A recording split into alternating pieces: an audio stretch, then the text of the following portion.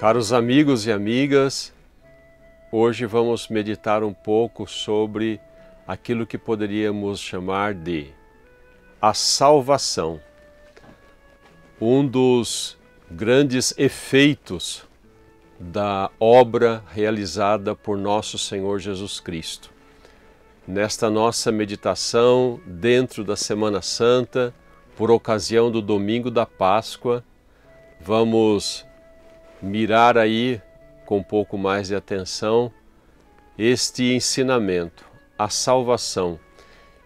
Com certa frequência ouvimos os padres dizerem: Jesus morreu para nos salvar. E se alguém perguntar, mas salvar de quê? De que forma? É provável que as respostas sejam muito variadas e entre elas algumas nada em relação à verdade da fé.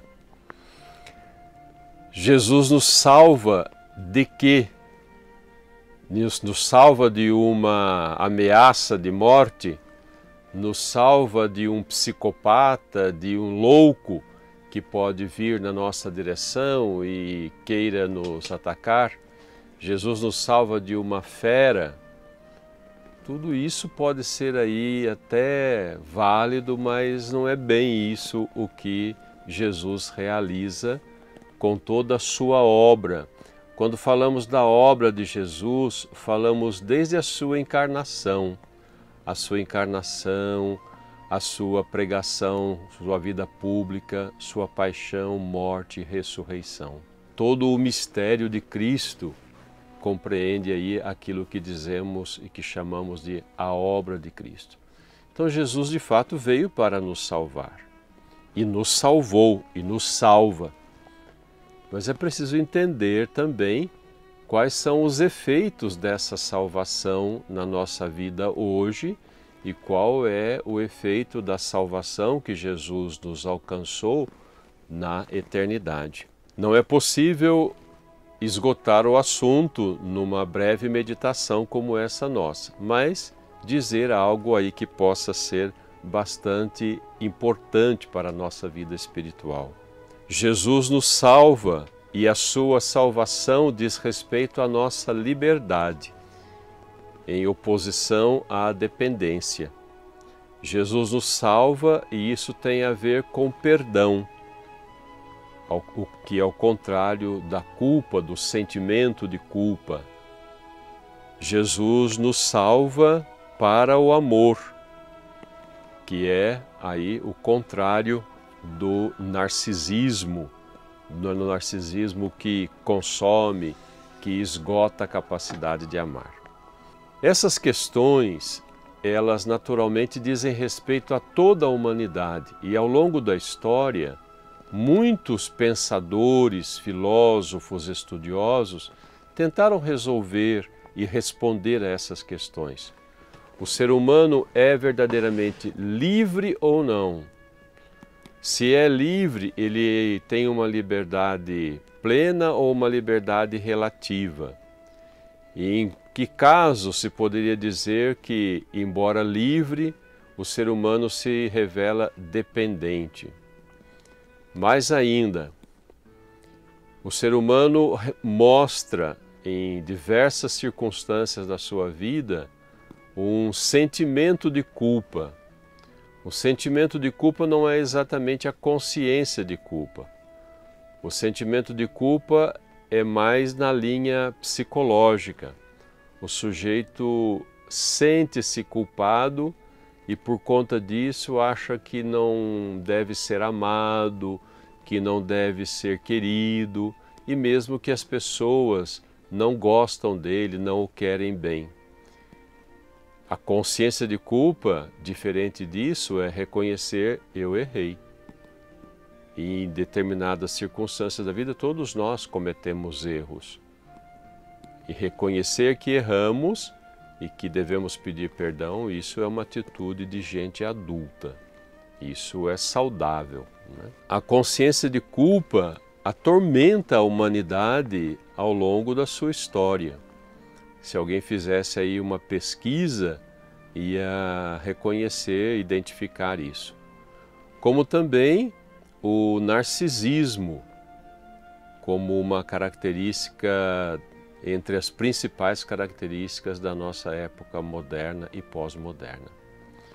Então Jesus vem para nos salvar e Ele nos salva enfrentando essas características ou esses elementos, essas realidades que nos afligem. Como disse, ao longo da história, diversos pensadores, escolas filosóficas e mesmo as várias tradições religiosas tentaram responder a isso. E a tradição cristã católica, obviamente, também responde a isso. É preciso, quando se fala de liberdade, afirmar que somos seres criados à imagem e semelhança de Deus, e como a liberdade é um dos atributos de Deus, mesmo diante de Pilatos, Jesus se mostra plenamente livre. Então, nós somos agraciados, enriquecidos com o dom da liberdade. Mas a nossa liberdade é sempre relativa. Embora ela seja relativa, ela pode ser com maior ou menor proporção. Depende de vários fatores. E o contrário da liberdade é a dependência. Como referi há pouco, se nós perguntarmos para os psicólogos, os terapeutas, os psiquiatras, eles vão dizer para nós aí como que as pessoas revelam sinais e atitudes de dependência umas em relação às outras e mesmo sinais de dependência em relação à própria imagem, o próprio status social. Sou dependente da minha imagem social, da minha imagem exterior, do meu status social. Sou dependente de tal pessoa. Se ela terminar o namoro comigo, minha vida acaba. Se ela terminar o namoro comigo, eu não sei o que eu faço da vida. Então, tudo isso revela aí níveis de dependência. E é preciso, naturalmente, enfrentar e superar tudo isso. Para alguns pensadores, alguns filósofos dos últimos séculos, a grande fábrica, o grande laboratório de dependência era exatamente a tradição religiosa cristã católica. Eles viam a igreja como um laboratório em que cria dependências, aprisiona as pessoas. Então eles propuseram como um caminho de libertação, como programa de libertação, que Deus fosse riscado do horizonte da humanidade, que Deus fosse tirado do horizonte da humanidade, que a igreja fosse suprimida, acabasse, que a religião terminasse. Então houve não poucos filósofos dos últimos 200, pouquinho mais aí, 200 anos, que propuseram isto. Hoje está presente essa filosofia no meio de nós. Temos que acabar com Deus, com a igreja, com os preceitos, com as leis, porque elas só criam em nós aí neuroses e atitudes dependentes. As tentativas históricas de pôr em prática esses programas também deram resultados muito prejudiciais à sociedade.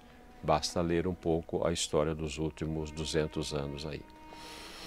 Pois bem, Jesus liberta-nos das dependências pelo fato de que Ele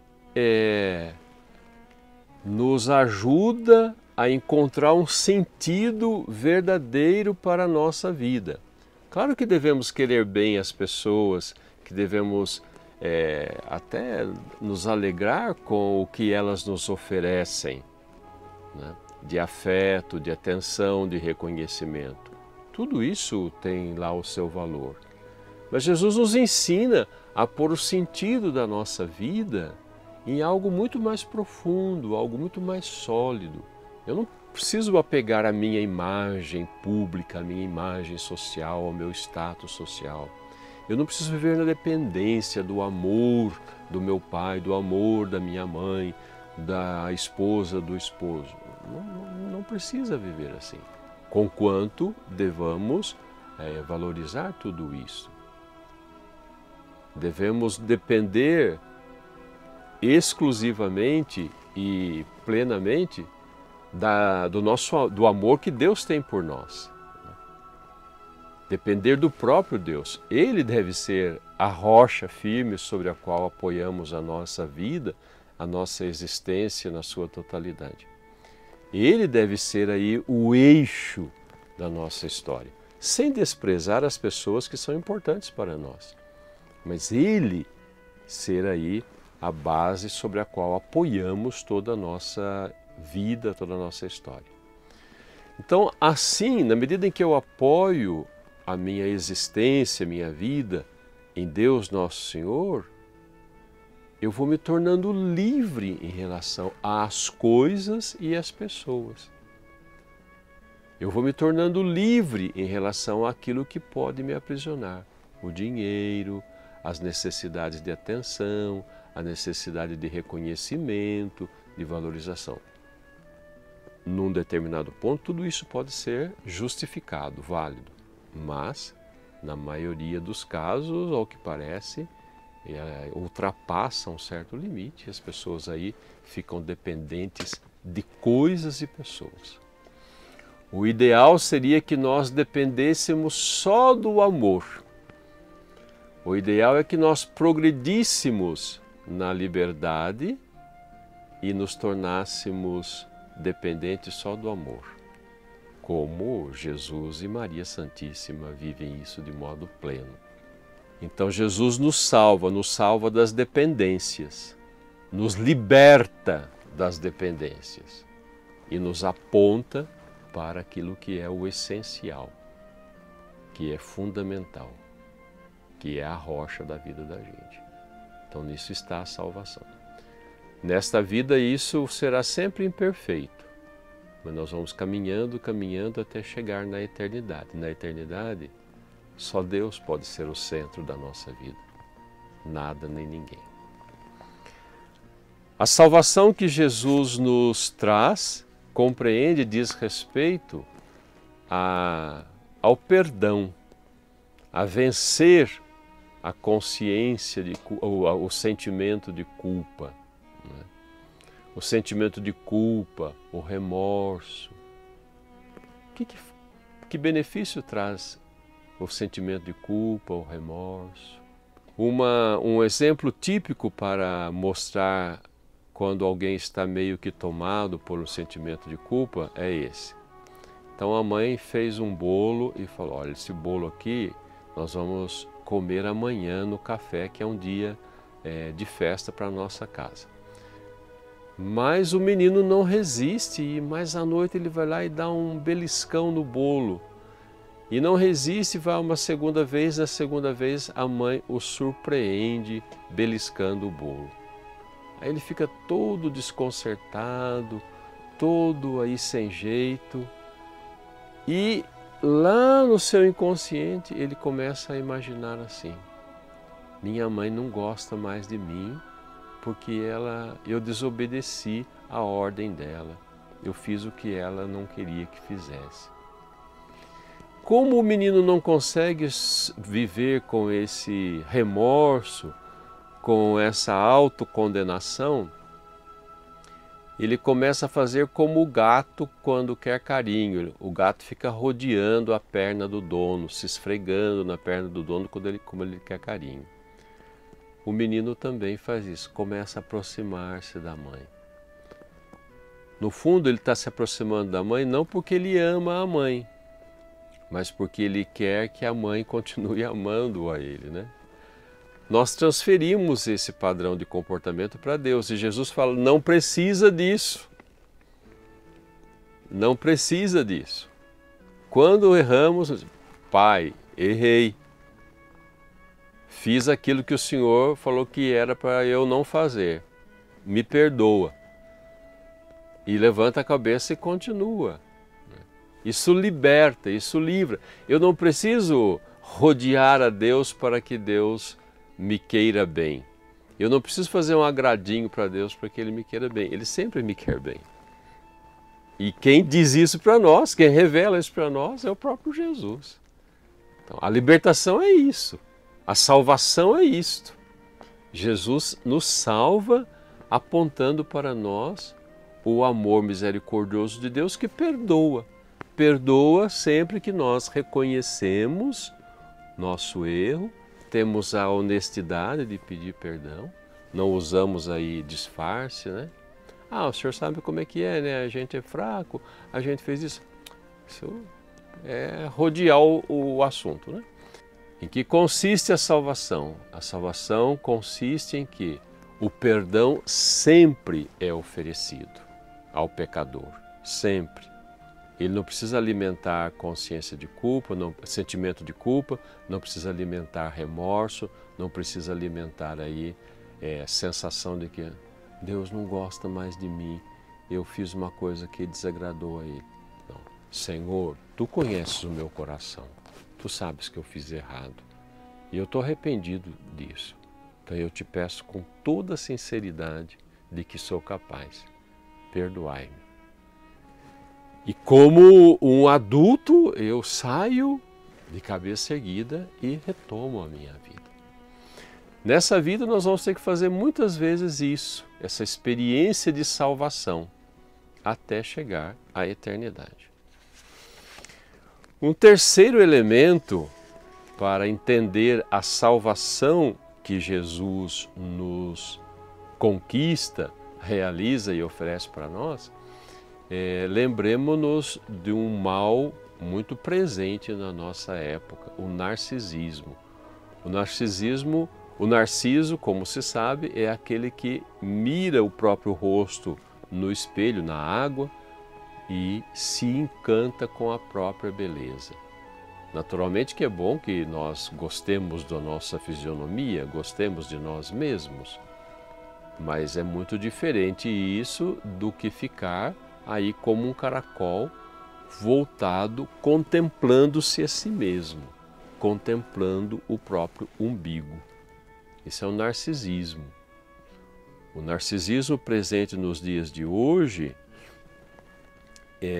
envenena a capacidade de amar, de dar e de receber afeto. Porque o sujeito está sempre voltado para si mesmo, para os seus interesses, né?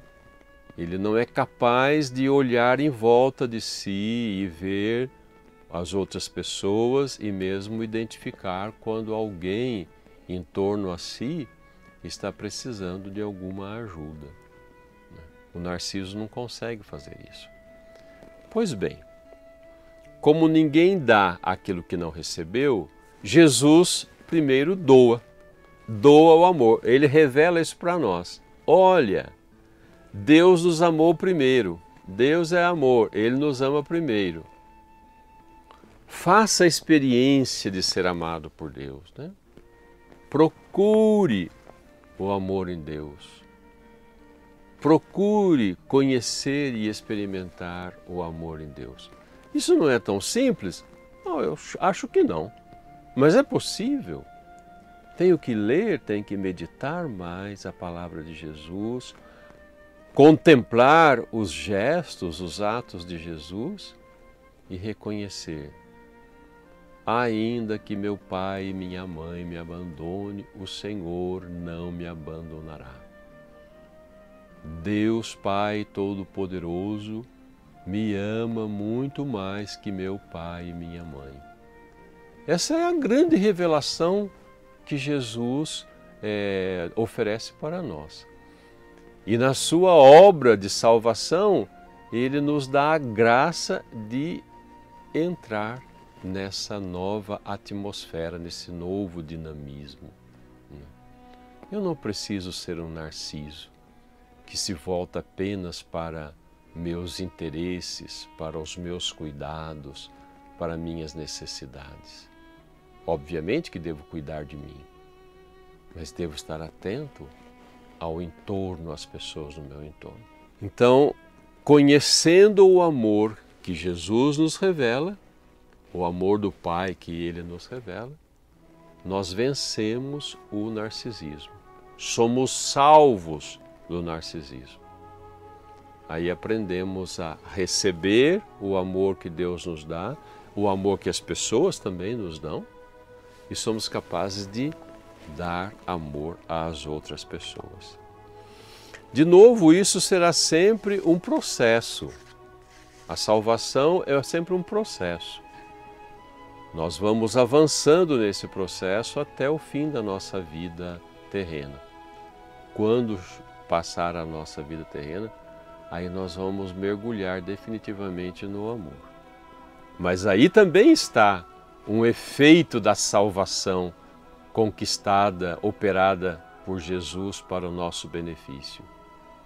Foi Ele que conquistou para nós essa possibilidade de, quando terminar a nossa vida terrena, mergulhar no amor, no oceano do amor que é Deus. A morte não é a última palavra. A morte não é o fim de tudo. Ela é uma Páscoa, ela é uma passagem, um acesso, né? Então, irmãos e irmãs, desejo a todos, a todas, uma abençoada celebração pascal. Especialmente nesse período em que não podemos nos encontrar na igreja para cantar os louvores a Deus, para agradecer a Ele o dom da salvação que já está sendo processada em nós. Não podemos fazer isso em conjunto, mas podemos fazer cada um aí no seu lugar. Desejo que você tenha uma celebração de Páscoa abençoada e feliz, que consiga crescer ainda mais na liberdade dos condicionamentos, das dependências, para poder amar mais. Que você supere o remorso, o sentimento de culpa e se torne aí mais feliz, porque sabe que é perdoado, perdoada. Desejo que você cresça cada vez mais na libertação narcisista em relação ao narcisismo e cresça ainda mais na capacidade de um amor sempre fecundo. Por intercessão do nosso amado padroeiro, São Judas Tadeu, apóstolo e mártir de Cristo, abençoe-vos o Deus Todo-Poderoso, Pai, Filho e Espírito Santo. Amém.